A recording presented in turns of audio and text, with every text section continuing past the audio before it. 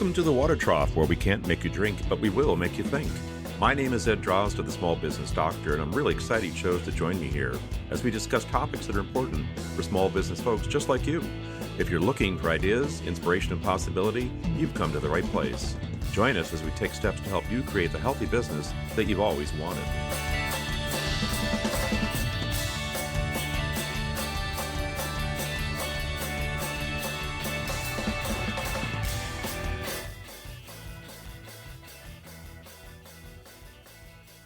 Hi, it's Ed Drozd, the Small Business Doctor.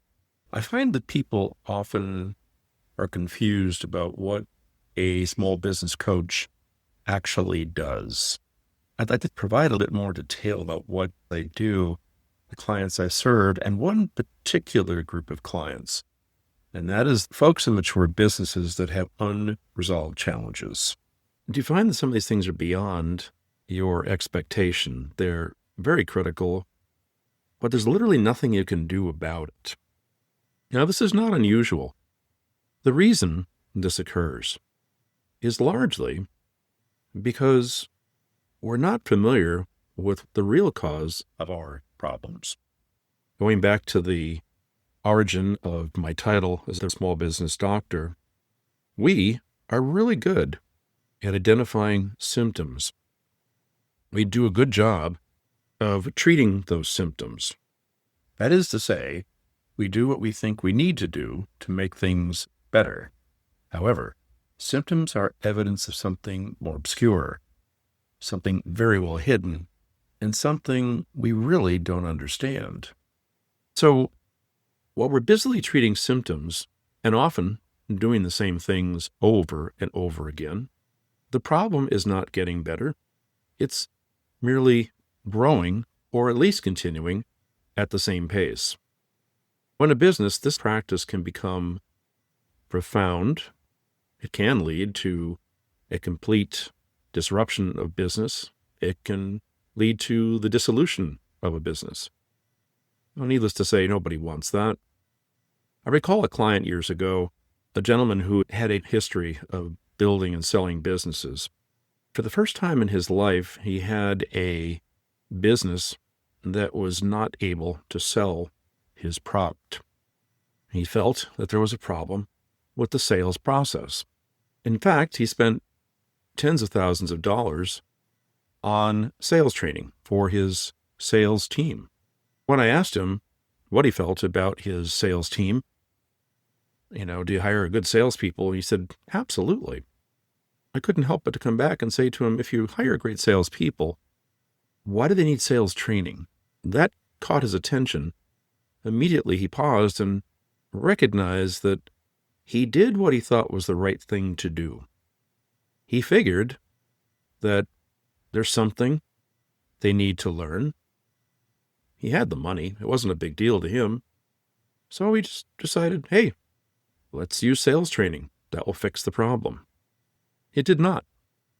In fact, in the course of our time working together, talking with himself, his sales team, his executives, his customer service staff, and customers, we identified the source of the problem.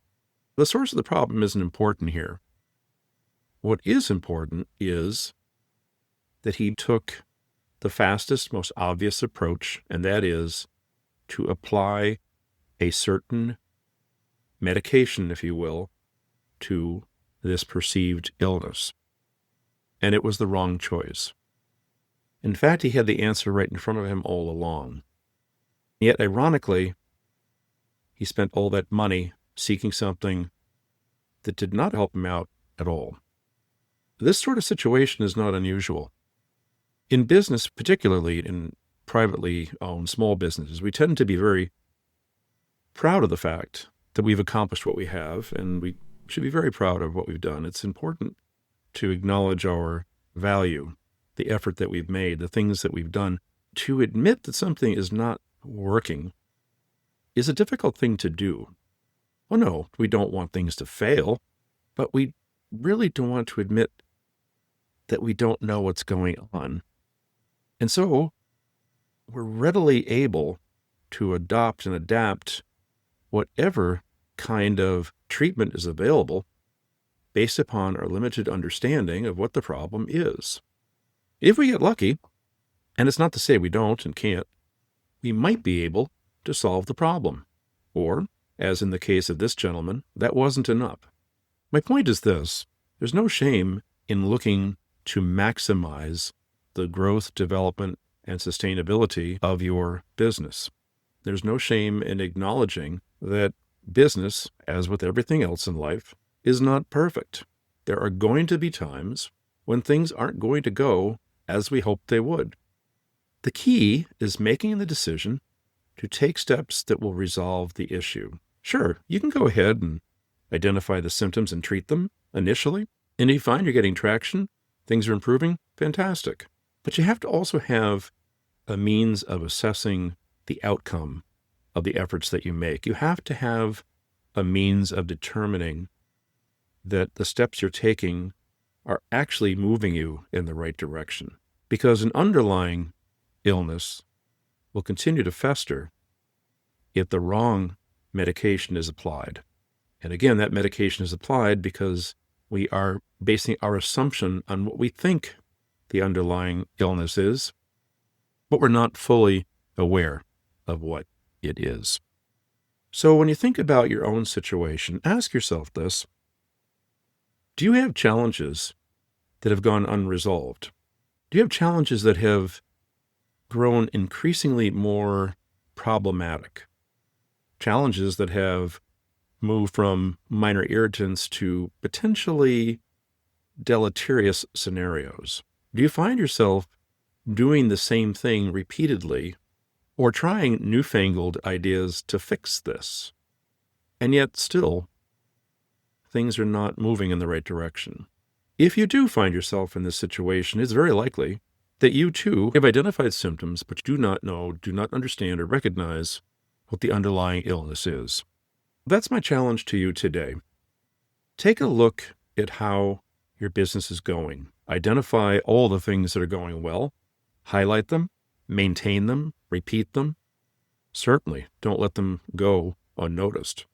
But pay close attention to the things that aren't working out, even the trivial ones, because they too can grow in magnitude. And take a deep look at what might be giving rise to this sort of thing. Ask your staff at all levels, those with particular knowledge of the area in which your challenges, your concerns are based, what they think, what they've observed. Business owners are not the best equipped to identify these things. They've got a lot of things to do, a lot of things on their plate. Take advantage of your staff. They are the experts. They know what's going on. And if you find yourself in a position where, despite these efforts, you're still not able to move beyond this, consider reaching out to someone who can help you to peel away the layers of obvious symptoms and truly understand what is at the root of your business challenges. Until next time, this is Ed Drozda, the Small Business Doctor, and I want to wish you a healthy business.